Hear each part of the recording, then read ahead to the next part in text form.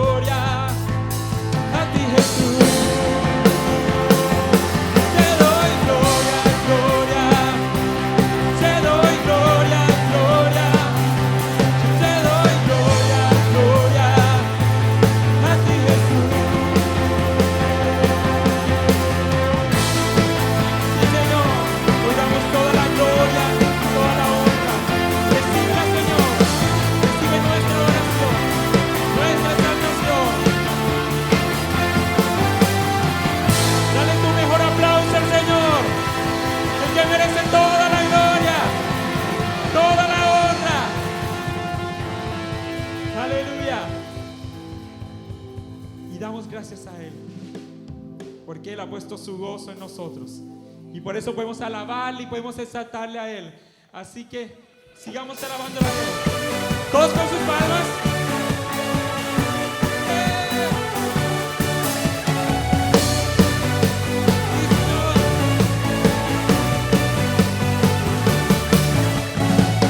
Un estruendo de muchas aguas se escucha aquí. Trae sanidad, trae libertad, yo soy salvación.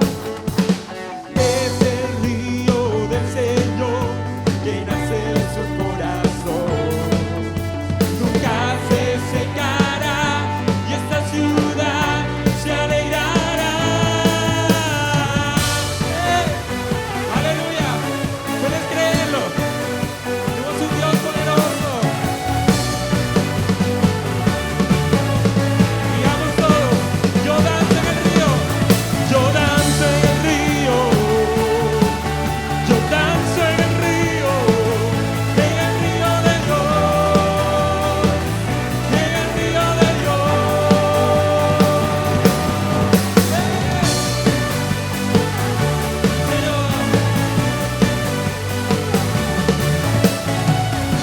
de vida están brotando en mi interior. Fuente inagotable que viene del cielo, fluye aquí. Es el río. Es el río del Señor que nace de su corazón.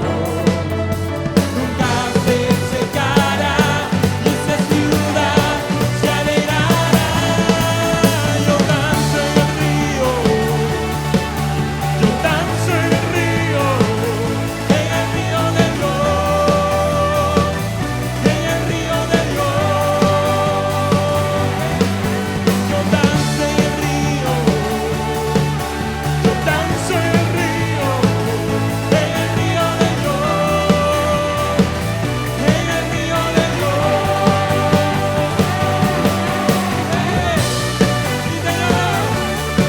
Puedes alabarle a Él.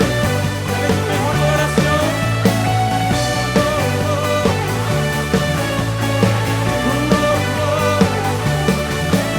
Hay vida en el río de Dios, hay gozo en el río de Dios. Soy libre, libre, el río de Dios está aquí. Vamos, iglesia, declaremos esto. Hay vida en el río de Dios, hay gozo en el río de Dios. Soy libre, libre, el río de Dios está aquí. Hay vida En el río de Dios, hay gozo en el río de Dios. Soy libre, libre, el río de Dios está aquí. Yo danzo en el río, yo danzo en el río de Dios, en el río de Dios. Yo danzo en el río, yo danzo en el río de Dios, en el río de Dios. Digamos, hay vida en el río de Dios, hay gozo en el río de Dios. Soy libre, el río de Dios está aquí. Hay vida en el río de Dios, hay gozo en el río de Dios. Soy libre, libre, el río de Dios está aquí.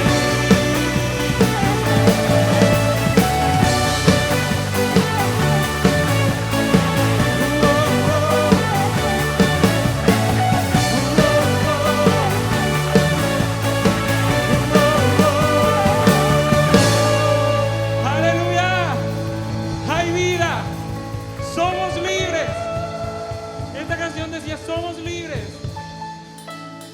Somos libres porque Él ha puesto su gozo. Y porque cuando Él murió en la cruz del Calvario nos dio una libertad. Ya no somos más eso. La sangre de Cristo cubre multitud de pecados. Solo Él puede perdonar, solo Él puede sanar. Nuestro Señor, Dios Todopoderoso. Ahí donde está, dile: Señor, gracias porque has sido fiel conmigo. Gracias por tu misericordia. Gracias por tenerme aquí hoy. Gracias, Señor. Seguimos adorando tu nombre.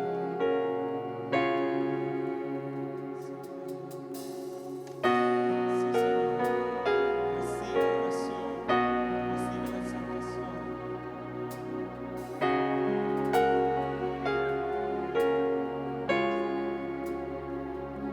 Me has quebrantado una y otra vez, me siento olvidado, como si no me ves, y cuando te hablo, lo único que puedo hacer es esperar. Me has sostenido, me has sostenido una y otra vez, creer que conmigo sigues siendo fiel, es por tu palabra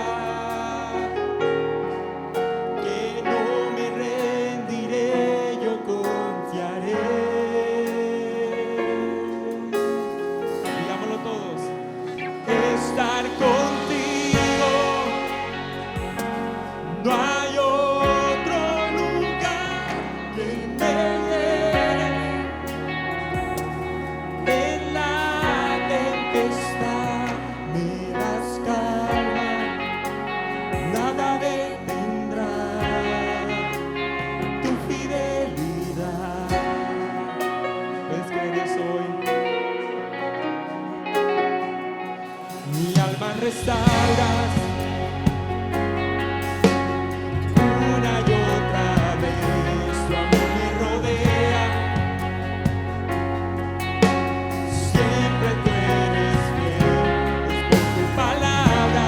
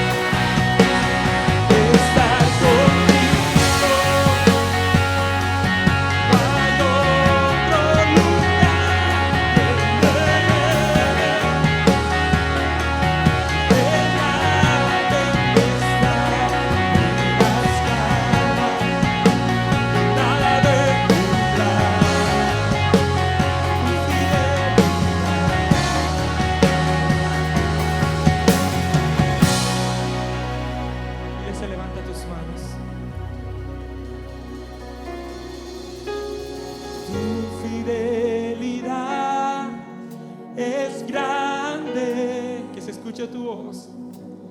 Tu fidelidad incomparable. Nadie como tú, bendito Dios. Grande es tu fidelidad. Digámoslo una vez más. Tu fidelidad es grande. Tu fidelidad incomparable. Nadie como tú, bendito Dios. Grande es tu fidelidad. Digamos, estar contigo. Dile, no hay otro lugar. No hay otro lugar que me llene. En la tempestad. En la tempestad me das calma. Nada detendrá tu fidelidad. ¿Puedes creerlo? Estar contigo. No hay otro lugar que me llene. En la tempestad me das calma y nada detendrá tu fidelidad. Ahí donde tú estás, si estás pasando momentos difíciles, el único que da paz es el Señor, nuestro Señor, el que da la tranquilidad. Durante esta semana, el Señor me mostraba de que cuando el salmista decía: alzaré mis ojos a los montes, ¿de dónde vendrá mi socorro? Mi socorro viene de Jehová, que hizo los cielos y la tierra. Él es nuestro socorro. Y llega a tiempo, el salmista lo que dice es que: Señor, en estos momentos que tengo que caminar por lugares difíciles, que siento desesperado y que no sé qué hacer, yo alzo mi mirada a ti. Tú eres mi socorro. Y tú puedas hoy decirle: Señor, si te tengo a ti, lo tengo todo. Si te tengo a ti, que en los momentos difíciles enséñame a verte. Y el salmista decía, en ese salmo lo decía, que Él guarda, que Él cuida. Él nunca duerme. El Señor no duerme. A veces creemos que Él no está ahí, pero Él sí está, mi querido hermano. Y una vez más vamos a cantar esta canción y decirle: Señor, estar contigo, no hay otro lugar. Aunque esté pasando momentos difíciles, tempestad, angustia, tú me das esa paz. Cuán importante era para cuando los discípulos estaban en la barca y el Señor se despertó y calmó la tempestad. Alcemos nuestra mirada al Señor. Él es nuestro oportuno socorro.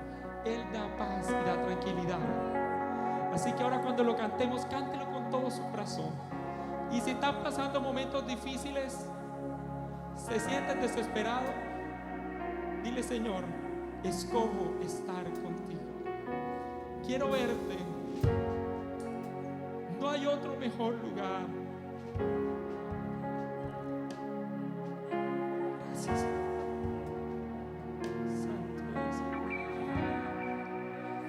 Y estar contigo, no hay otro lugar que me llene.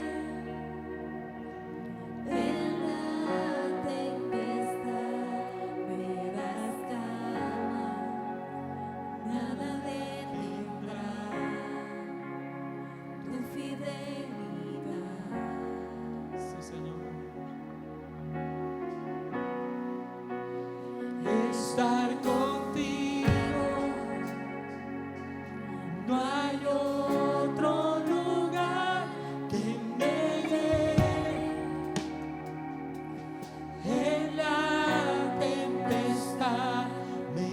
das calma, nada detendrá tu fidelidad. Digámoslo una vez más. Estar contigo, no hay otro lugar que me llene. En la tempestad me das calma, nada detendrá tu fidelidad. Gracias, Señor. Gracias por traer paz a nuestras vidas. Gracias por ayudarnos en momentos difíciles. Recibe toda la gloria y toda la honra. Aleluya. Con este fuerte aplauso, iglesia. Él nos da paz, nos da tranquilidad. Ese es el Dios que nosotros adoramos. Te invito, puedes tomar tu lugar.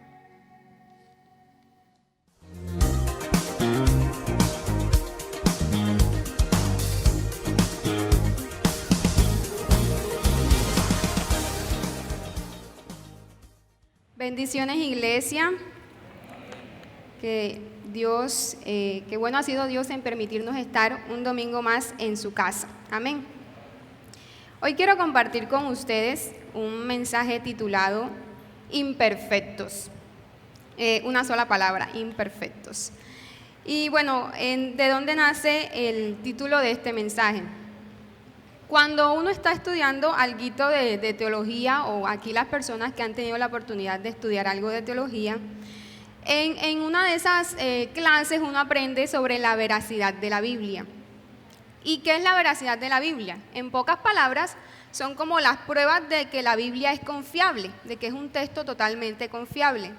¿Y cuáles son esas pruebas que aprendemos? Una es la exactitud del texto, otra es la evidencia arqueológica, otra es la unidad del mensaje, otra es la enseñanza de Cristo, y la última prueba de la confiabilidad de la Biblia se llama la honestidad de los relatos. Y nos vamos a centrar en esa prueba, la honestidad de los relatos. Cuando usted se toma el trabajo de leer una biografía de hombres y mujeres que según los estándares de esta sociedad son hombres y mujeres buenos o fueron hombres y mujeres buenos, usted generalmente cuando lee esas biografías, usted no va a encontrar que incluyan las debilidades o los pecados que esas personas cometieron. Casi siempre se enfocan en las virtudes de esas personas y tratan como de encubrir todo lo malo que hicieron y solo muestran lo virtuoso de la historia de estas personas. Normalmente eso lo encontramos en una biografía, pero la Biblia es diferente. Cuando usted se toma el trabajo de leer la Biblia y de leer las historias de los personajes bíblicos, usted va a encontrar que se habla con total honestidad de ellos. Usted no va a encontrar que solamente de los personajes hablan lo bonito y lo bueno. En la Biblia encontramos que se habla de los pecados de los grandes líderes, y de ahí nace el título de este mensaje, Imperfectos. Vámonos a Hebreos 11. Hebreos 11. Y antes de leer algunos versículos de Hebreos, quiero comentar un poquito de este capítulo. Este capítulo se podría catalogar, y muchos lo han catalogado, como una obra maestra de la literatura. Apartando el mensaje y la gran enseñanza que nos deja, su forma literaria es muy bonita, porque se apega a una práctica literaria que se conoce como retrospectiva histórica. Lo que hace Hebreos 11 es como hacer un pequeño resumen de la historia judía, y este resumen lo hace en forma particular, pues resaltando algunas biografías de algunas personas que eran dignas de alabar. Entonces, Hebreos 11 usted va a encontrar como pequeñas biografías, esa retrospectiva buscando esas personas que son dignas de alabar. Y también les decía que era como una obra literaria porque también se construye en un instrumento literario que se llama anáfora.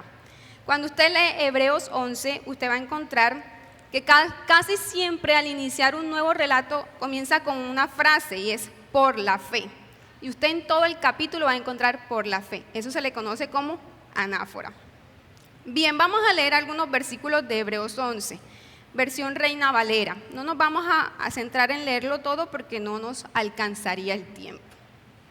Dice, versículo 4, por la fe Abel ofreció a Dios más excelente sacrificio que Caín. Versículo 5, por la fe Enoc fue traspuesto para no ver muerte.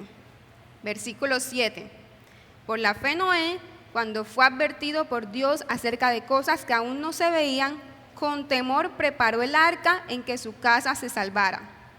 Versículo 8, por la fe Abraham, siendo llamado, obedeció para salir al lugar que había de recibir como herencia. Versículo 11, por la fe también la misma Sara, siendo estéril, recibió fuerzas para concebir.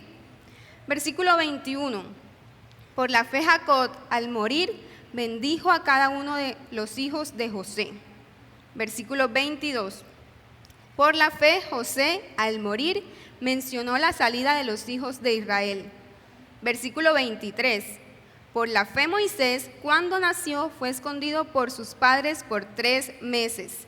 Versículo 31, por la fe Rahab, la ramera, no pereció juntamente con los desobedientes.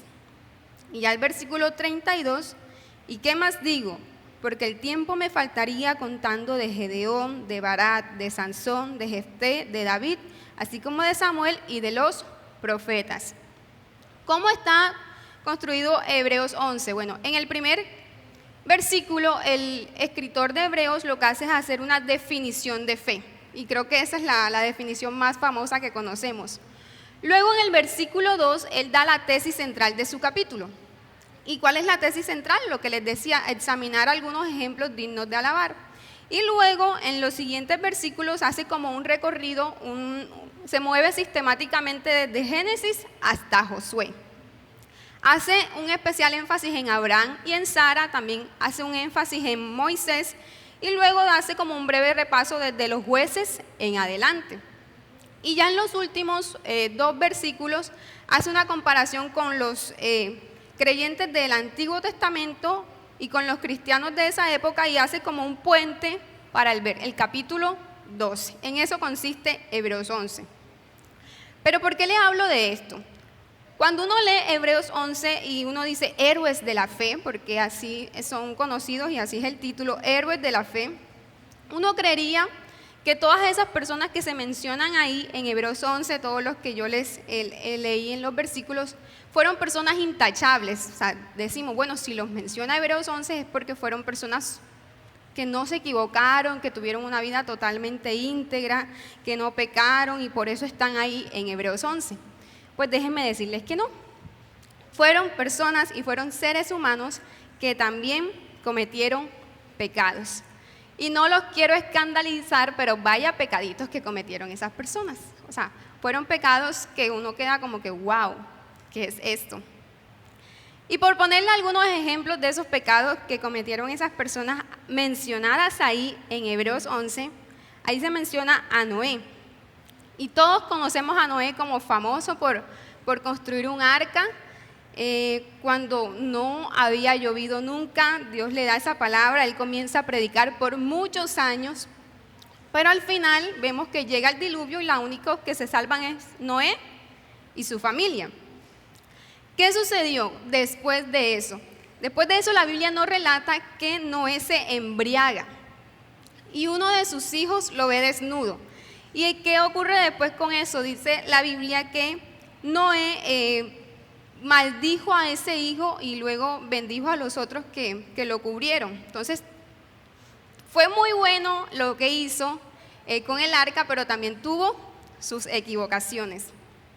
Abraham y Sara. Abraham y Sara, Abraham conocido como el padre de la fe, tenían una promesa de Dios de un hijo, pero en el desespero hicieron las cosas a su manera. Abraham tuvo un hijo con la sierva de Sara y eso generó un conflicto enorme. Entonces, el padre de la fe también tuvo equivocaciones, también cometió pecado. Jacob, ¿qué hizo Jacob? Con la ayuda de su mamá, armó un plan, pero un super plan para engañar a su padre y que su padre lo bendijera creyendo que era su hermano Esaú. O sea, engañó a su propio papá y eso también creó un conflicto enorme. Ahora, uno pensaría que ya Jacob desde ahí como que se compuso. No. Luego cuando Jacob fue padre, cometió también un error grande. Jacob mostraba favoritismo entre sus hijos y eso también creó un conflicto grande. Así que tampoco vemos por ahí que Jacob fue una persona intachable. Moisés fue un asesino. Nos cuenta la historia que cuando él observó a un egipcio golpear a uno de los hebreos, dice que mata al egipcio, empieza a mirar para todos lados si alguien lo está viendo, como supuestamente nadie lo estaba viendo, escondió el cuerpo de egipcio en la arena y aquí no ha pasado nada, hasta que después sabe que lo descubrieron. También se menciona a Rahab. Rahab, pues qué más decir, era una prostituta, pero es mencionada en Hebreos 11.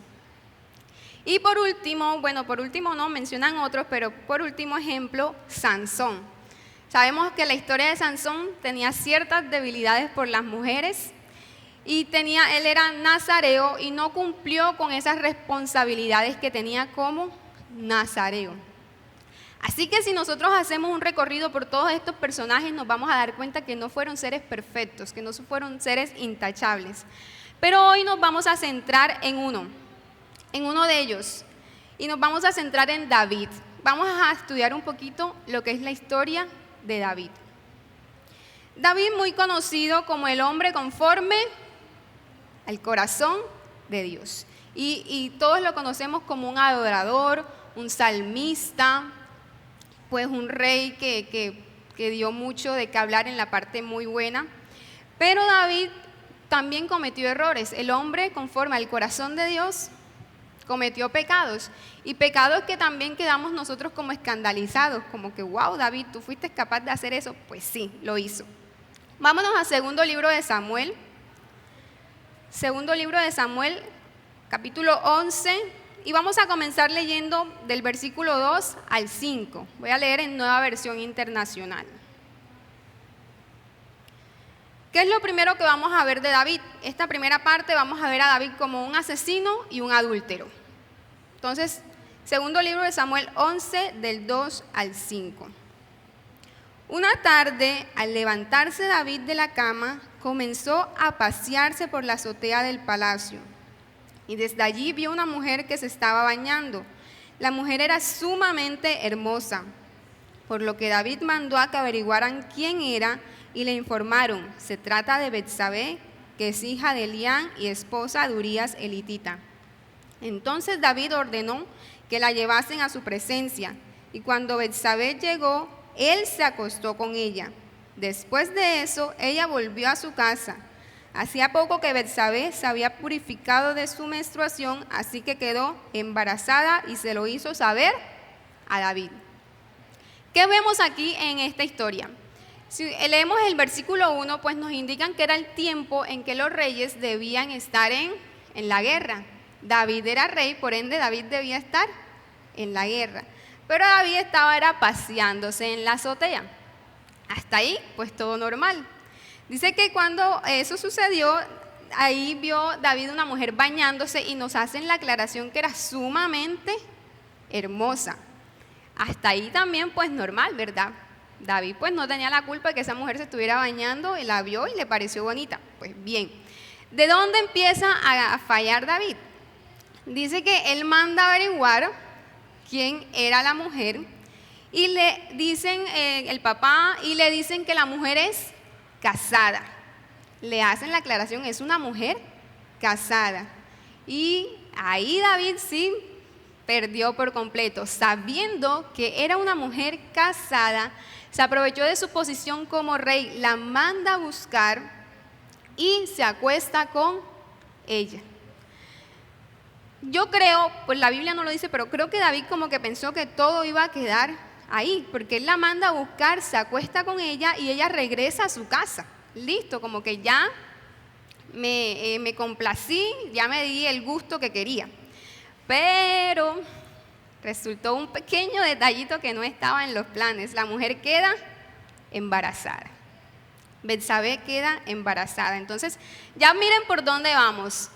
David manda a buscar una mujer casada y ya miren por dónde le está saliendo esto. Ya la mujer está embarazada. Leamos los siguientes versículos, del 6 al 9. Entonces David le envió este mensaje a Joab: mándame aquí a Urías elitita. Y Joab así lo hizo. Cuando Urías llegó, David le preguntó cómo estaban Joab y los soldados y cómo iba la campaña. Luego le dijo: vete a tu casa y acuéstate con tu mujer. Tan pronto como salió del palacio, Urías recibió un regalo de parte del rey, pero en vez de irse a su propia casa, se acostó en la entrada del palacio donde dormía la guardia real. Miren por dónde va todo lo que está maquinando David. El esposo de esta mujer estaba en la guerra y pues manda a buscarlo, y cuando lo traen le dice: pues vete a tu casa y acuéstate con tu mujer. ¿Cuál era la intención de David al decirle eso? Tapar el embarazo de Betsabé. Vete a tu casa y acuéstate con tu mujer. Y antes de irse a la casa dice que le da un regalo. O sea, David estaba maquinando el plan perfecto para encubrir lo que había hecho. Pero este hombre resultó que era un hombre muy íntegro y él no se fue a la casa porque él decía: mientras mis compañeros los soldados están allá peleando, ¿cómo voy a ir yo a mi casa y me voy a acostar con mi mujer? No, yo no puedo hacer eso. Y dice que se quedó en la entrada del palacio donde dormía la guardia real. Esto, cuando David se enteró de esto, pues esto como que mi plan ha fracasado. Pero no crean ustedes que David se queda ahí. Leamos los siguientes versículos. Versículos 12 al 15. Ya es David hablando con él, dice: bueno, entonces quédate hoy aquí y mañana te enviaré de regreso, replicó David. Urías se quedó ese día en Jerusalén, pero al día siguiente lo invitó a un banquete y logró emborracharlo. A pesar de eso, Urías no fue a su casa, sino que volvió a pasar la noche donde dormía la guardia real. A la mañana siguiente, David le escribió una carta a Joab y se la envió por medio de Urías. La carta decía: pongan a Urías al frente de la batalla, donde la lucha sea más dura. Luego déjenlo solo para que lo hieran y lo maten. ¿Qué hizo David ahora? Como vio que el primer intento de que Urías fuera a su casa no funcionó, David logra que Urías se embriague. Dice: bueno, si Urías está pues tomado completamente, él va a ir a su casa y se va a acostar con su esposa.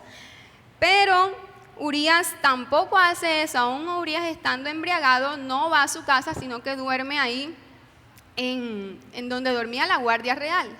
Ahora, esto es la parte como más cínica de lo que hizo David. David le manda una carta a Joab, que es quien está al frente de la batalla ya, y le manda la carta, dice: pon a Urías en el frente de la batalla donde sea más dura esta batalla. Cuando esté ahí, lo vas a dejar solo para que lo hieran y lo maten. Ahora, ¿saben con quién mandó David esa carta a Joab? Se la mandó con el mismo Urías. O sea, el descaro más grande. Manda a matar y la misma persona inocente de todo es quien lleva la carta donde va su sentencia de muerte. Miren hasta dónde está llegando esto de David querer encubrir ese pecado que había cometido. Comenzó como con algo que él pensaba que iba a quedar ahí, hasta llegar al punto de mandar a matar al esposo de Betsabé para tapar todo. Y efectivamente, si seguimos leyendo los siguientes versículos, nos vamos a encontrar que Urías es puesto al frente de la batalla y muere. Ahora, ¿qué pasa después de que Urías muere? Versículos 26 y 27. Dice: Cuando Betsabé se enteró que Urías, su esposo, había muerto, hizo duelo por él. Después del luto, David mandó que se la llevaran al palacio y la tomó por esposa. Con el tiempo ella le dio un hijo, sin embargo, lo que David había hecho le desagradó al Señor. Pensamos que de pronto ya iba a quedar ahí, pero miren, apenas David se enteró que ya Betsabé había terminado el luto, le dijo, mándenmela a traer que yo la voy a tomar por esposa. O sea, David en ningún momento de todo ese recorrido, de todos los pasos que hizo en ese plan, vemos que él tuvo como un momento de lucidez en decir, esto estuvo mal, tengo que parar. No, él siguió, hasta que vio que ya Betsabé había soltado el luto y listo, tengo lo que quería. Pero el versículo 27 al final nos hace la aclaración y dice, lo que David había hecho le desagradó al Señor. Por ende, en el capítulo 12, vemos cómo David es confrontado.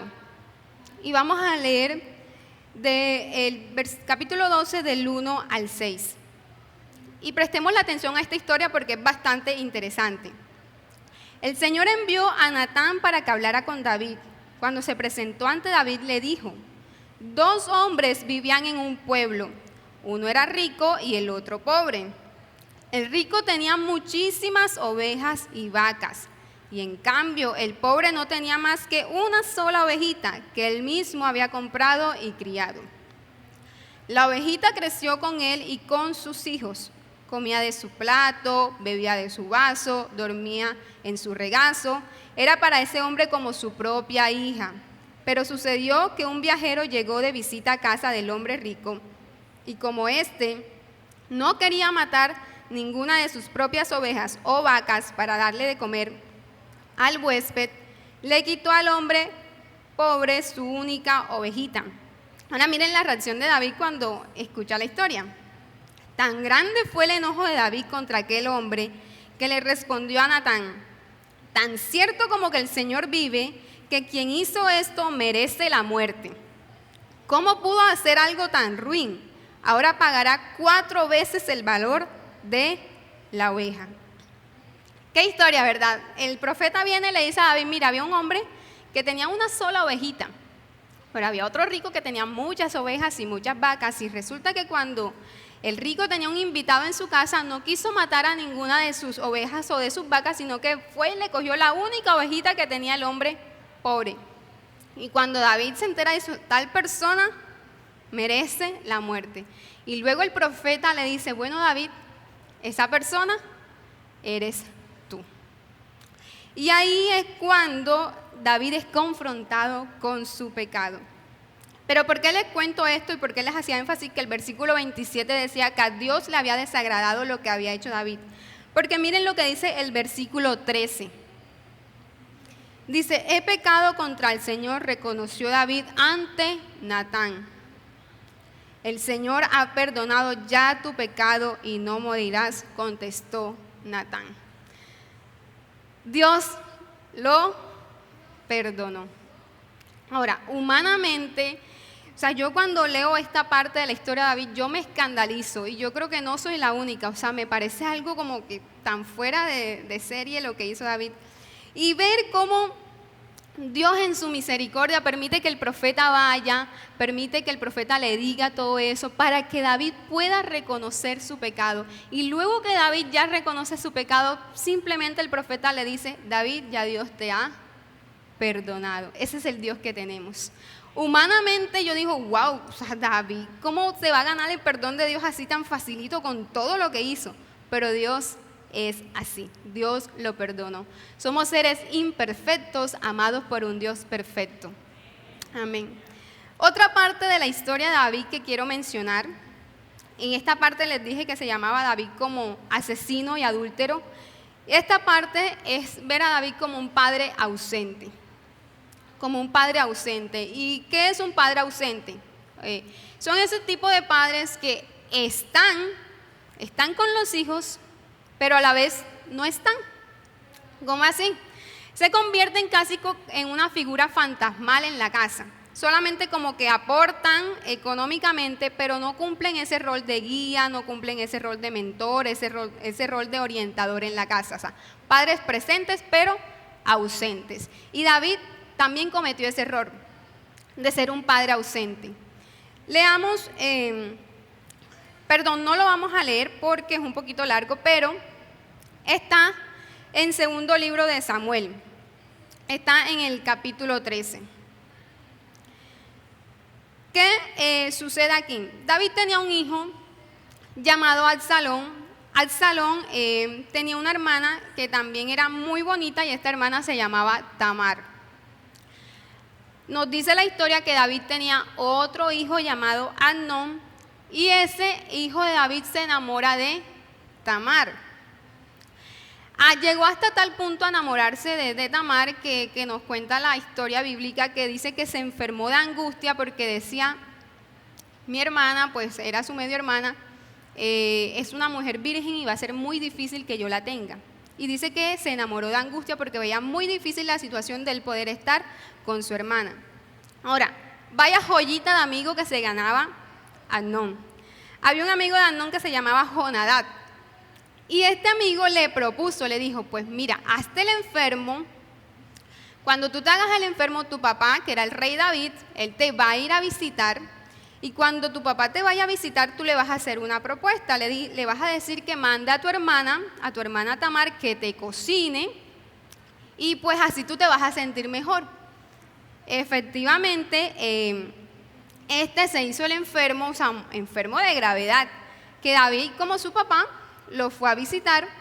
Y cuando David lo va a visitar, vemos que él no le pregunta nada, ¿por qué me haces esta propuesta? No le dice, padre, por favor que mi hermana Tamar venga aquí a la casa, me cocine y así yo me voy a sentir mejor. David no le pregunta por qué ni nada de eso, sino que David enseguida manda a buscar a Tamar. Está en segundo libro de Samuel, vamos a leer ese versículo. Segundo libro de Samuel, capítulo 13, versículo del 21 al 22. Dice, cuando el rey 13:7. Dice, entonces David aceptó la propuesta y envió a Tamar a la casa de Amnón para que le preparara algo de comer. No le preguntó absolutamente nada, y esto es una de las cualidades o una de las características mejor de los padres ausentes. Complacen a los hijos en todo, como tratando de llenar algún vacío que han dejado. ¿Qué sucede después de esto? Pues Tamar, obedeciendo a su padre, fue a la casa de Amnón, le preparó la comida. En ese momento Amnón manda a desocupar toda la casa. Tamar le va a entregar la comida y él le dice, no hermana, yo quiero que tú me la des tú misma. Bueno, ella va al cuarto donde él está, trata de darle la comida ella misma. Dice la historia que él la toma por la fuerza y viola a Tamar, la viola. Y cuando él termina de estar con Tamar, dice que fue tanto el odio que sintió por ella que la echó de la casa. Y esa mujer, pues ustedes se imaginan una violación, y en esa cultura era una princesa. Ella dice que sus vestiduras se las llenó de ceniza, salió llorando, todo eso, porque su propio hermano la había violado. ¿Qué piensan ustedes que hizo David en esa situación? Tenía un conflicto grande en la familia, o sea, no era una peleita de hermanos ahí que había sucedido, de que los hermanos se jalaron los pelos y ya no se hablaban. No, era tremendo conflicto que había en la familia que ameritaba que David como papá interviniera. ¿Qué hizo David? ¿Cuál fue la reacción de David? Segundo libro de Samuel 13, 21 al 22. Dice,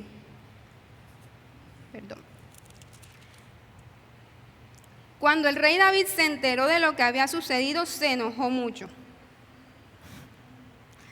Listo. Cuando el rey David se enteró de lo que había sucedido, se enojó mucho. Esa fue lo que hizo David en esta situación donde los hijos habían cometido tremenda equivocación. Y miren lo que pasa en el versículo 22. Absalón nunca habló de esto con Amnón. Sin embargo, lo odió profundamente por lo que le había hecho a su hermana. David no intervino en la situación que estaban pasando sus hijos. ¿Y qué creó esto? Hizo que el odio entre hermanos fuera creciendo. Y David como padre debió intervenir en esta situación. Pero no lo hizo. Dice que solamente fue grande su enojo y listo, no hizo nada. Quedó Tamar como la víctima. Y cuando, haciendo un paréntesis en este tipo de situaciones, cuando tú no haces nada, es como si te estuvieras poniendo del lado del victimario. Es lo mismo. No hacer nada a favor de la víctima es ponerte del lado del victimario. ¿Qué sucede después de esto? Pasaron 2 años. Absalón dejó que pasaran 2 años como para ver una aparente calma. Y luego Absalón prepara un banquete donde invita a todos los hijos del rey. Incluso invita hasta el mismo David, pero David le dice que no, que él no va a asistir. Cuando en el banquete Absalón le dice a sus siervos, presten la atención a mi hermano Amnón, cuando él esté tomado, ahí lo van a atacar y lo van a matar. Y efectivamente, cuando Amnón estuvo tomado, lo mataron. Miren hasta dónde llegó esta problemática. Comenzó 2 años atrás. Y yo no sé qué hubiese pasado, pero de pronto si David hubiese intervenido, hecho algo, de pronto no hubiese terminado esta situación aquí entre los hermanos armando plan para matarse. Ahora, si ustedes siguen leyendo la historia, eso fue el desastre total que incluso es lo que conocemos como ya toda la caída de David y toda esa pelea que hubo ahí. Entonces, como podemos ver, David, un hombre de Dios, porque no podemos negar que David fue un hombre de Dios, David no fue una persona intachable.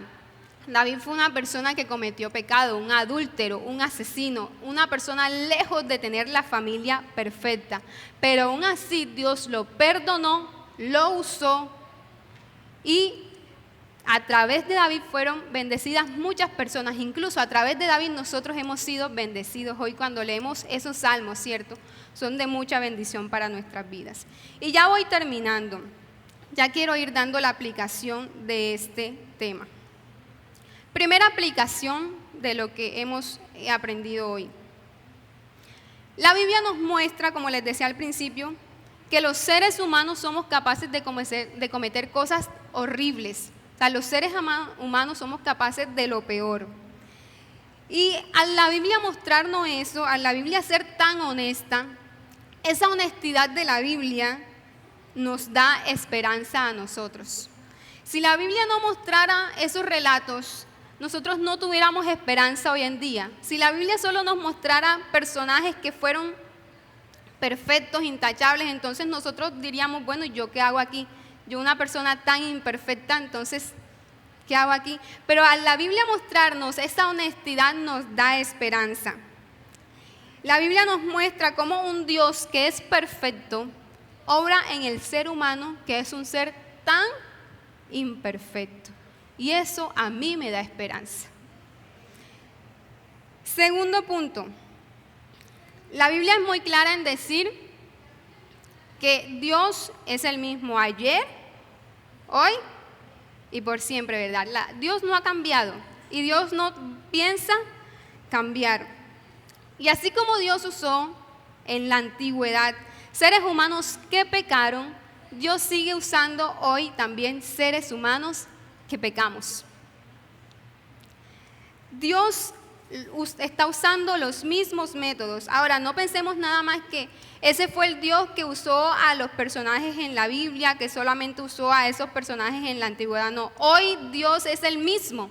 Dios sigue usando personas que fallamos, que tenemos debilidades, que tenemos familias imperfectas, que a veces nos desesperamos, que a veces estamos en angustia, que a veces no sabemos qué hacer. Dios sigue usando ese tipo de personas. Es más, yo me atrevería a ir más lejos porque a veces eso nos escandaliza. Dios puede seguir usando una persona que fue un asesino. Dios puede seguir usando al que Él quiera porque ese es Dios. Y Dios no ha cambiado. Tercer punto, ¿por qué sucede esto? por gracia. Por gracia. Nosotros no merecemos el amor de Dios, no merecemos el perdón de Dios, pero aún así Él nos lo da y eso se llama gracia. Sublime gracia, como dice un himno, sublime gracia del Señor que a un infeliz salvó. Cuarto punto, hay una canción que dice, todos estamos en la escuela de la gracia. Y el cuarto punto se llama así, todos estamos en la escuela de la gracia, hermano. Aquí ninguno se ha graduado de la escuela de la gracia, no se han graduado los pastores, no se han graduado los ancianos, no se ha graduado el grupo de alabanza, nadie, ninguno de los que estamos aquí se ha graduado de la escuela de la gracia. Todos los días recibimos esa gracia inmerecida de Dios. Y por ende, porque todos estamos en la escuela de la gracia, nosotros debemos aprender a ver a nuestro prójimo bajo esa gracia. Como cristianos tenemos la mala costumbre de andar criticando y juzgando y condenando a nuestro prójimo. Y resulta que todos aquí somos pecadores. Lo único diferente es que tú pecas diferente a la manera en que yo peco. Pero todos somos pecadores, que hemos recibido la gracia de Dios. Y en este punto, ya es el penúltimo punto, quiero que prestemos mucha atención. Quiero hacer énfasis en este punto y este punto se llama, la gracia no es una licencia para pecar. Porque les he dicho que Dios nos ama, somos pecadores, nos perdona y listo. Y a veces de pronto con eso podemos pensar, entonces, si yo tengo la gracia de Dios, tengo la licencia para pecar libremente. Y la gracia no es una licencia para pecar. Quiero que miremos la gracia de otra manera. De pronto alguien puede mirar la gracia como el permiso libre que Dios ha dado para pecar.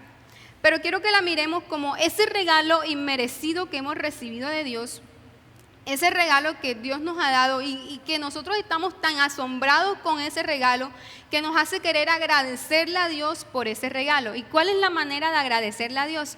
Pues queriendo no fallarle a Dios, queriendo tener una vida recta delante de Él, que nos duela cada vez que fallamos, cada vez que pecamos. Entonces, esa es la manera correcta de ver la gracia. Tengo un regalo tan grande que Dios me ha dado, tengo un amor tan grande que Dios me ha dado y yo quiero corresponder a ese amor. Pero qué triste es que veamos la gracia como el permiso para pecar, porque no es así, no es así, no es un permiso para pecar. Y el último punto es, ¿cómo le predico esta gracia a otros? ¿Cómo le enseño esta gracia a otros? Cuando Jesús estaba aquí en la tierra, si usted lee las historias de Jesús en los evangelios, usted no va a encontrar que Jesús le mostraba el evangelio, le mostraba a los demás su palabra como que con un mensaje de temor, infundiéndoles miedo, haciéndolo que la gente estuviera atemorizada. ¿Cómo mostraba Jesús su mensaje? A través de la gracia. Jesús se acercó a una mujer adúltera donde todas la estaban condenando y Él no la condenó. Jesús se acercó a muchos que en la sociedad eran considerados que no merecían pues estar con Él en la sociedad, que no merecían un buen puesto y Jesús se acercó a ellos. Así Jesús mostró el mensaje. ¿Cómo puedo predicar yo el mensaje de Dios? A través de la gracia, como lo hizo Jesús. Si yo recibí esa gracia, entonces los demás también la pueden recibir. No seamos egoístas.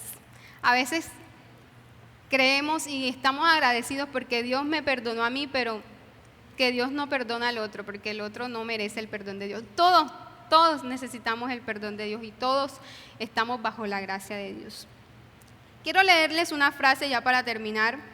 Cuando estaba preparando este mensaje, cuando ya tenía una parte del mensaje, me leí un libro. Y este libro, no les voy a mentir, este libro me ayudó mucho también a mirar esto de otra manera y alimentar algo del mensaje. Y en el libro se habla de la gracia y en el libro el autor dice que la gracia debe ir siempre unida con la verdad. Nunca pueden estar separadas. La gracia y la verdad deben estar unidas.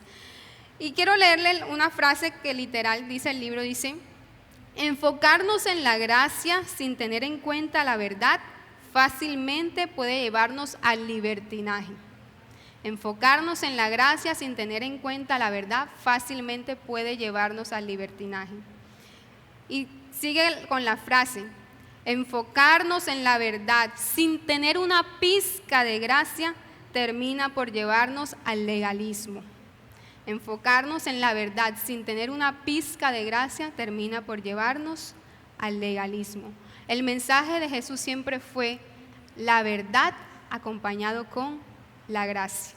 Y ese debe ser nuestro mensaje hoy en día a esta sociedad que tanto lo necesita. Predicar la verdad, pero con la gracia. Vamos a ponernos de pie.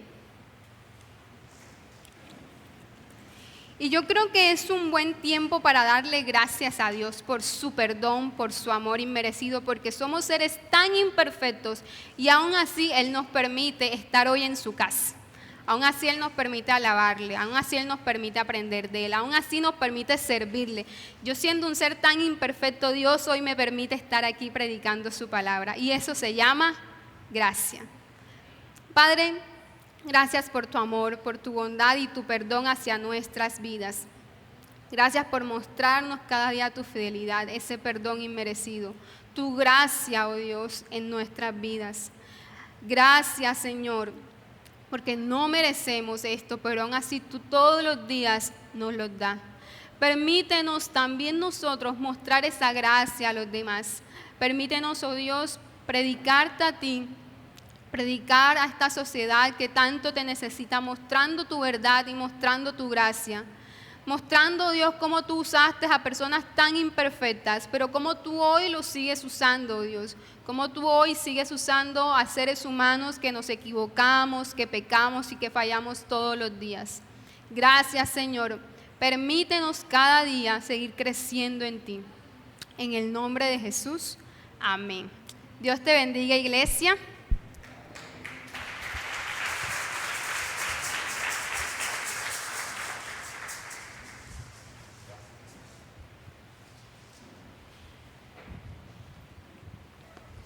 Amada iglesia, bendiciones. Dios les bendiga. La gracia del Señor. Somos imperfectos y pecamos a cada hora y a cada momento, pero lo importante es que nosotros reconozcamos que el pecado, nos arrepentimos y el Señor nos usa. Así que qué bonito. Doy la bienvenida a cada uno a este lugar donde venimos a encontrarnos con el Señor, a adorarle y a glorificarle. Si hay personas que han llegado aquí por primera vez, amigos que están aquí por primera vez, yo le pido a quien está, levante su mano, indicando que está por primera vez aquí visitándonos. Hay una persona, Dios le bendiga, acá está otro, Dios le bendiga. También hermanos de otras iglesias, de otras ciudades. Bueno, tenemos también la visita del hermano Josías Mojica, está por aquí. Yo pido que se ponga de pies porque hay muchos que no le conocen. Hermano Josías. La hermana Luz Mari Domínguez también está por acá. Póngase de pie, mi hermana. Aquí hay gente nueva que no le conoce. Y la hermana Miriam Barrio, la mamá de la hermana, también está por aquí. La hermana Josías es el hijo del hermano Daniel. Su esposa y su suegra también están aquí con nosotros. Como dice la iglesia, las personas que nos visitan y a estos hermanos que están con nosotros y los unos a los otros. Bienvenido, bienvenido, hermanos, bienvenido. Una bendición del Señor para hoy, cada uno de nosotros en nuestras vidas. Bendito sea el nombre del Señor. Estoy recordando o anunciándole mejor a la iglesia que el domingo entrante tenemos cena del Señor. Así que venimos preparados para participar de la cena el domingo entrante. Los ayunos, ya el 11 y 18 seguimos con los ayunos presenciales. 11 de septiembre y 18 de septiembre son presenciales los ayunos. Y Dios mediante, vamos a hacerlo ya en octubre, todos presenciales. Ayer estuvimos acá. Fue muy bueno el ayuno, la palabra y todo el ambiente que vivimos fue muy bueno. Así que estamos motivándole a la iglesia para venir a los ayunos presenciales. Que el Señor les bendiga a ustedes y a sus familias. Dios les guarde.